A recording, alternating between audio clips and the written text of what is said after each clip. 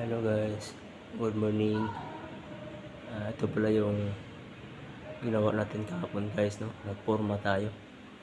Pinirmahan natin yung dalawang area.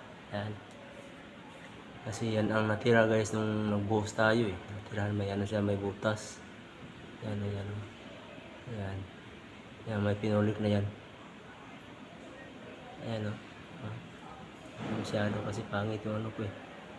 Yan. Yan ang, tapos may tukod yan. May tukod na.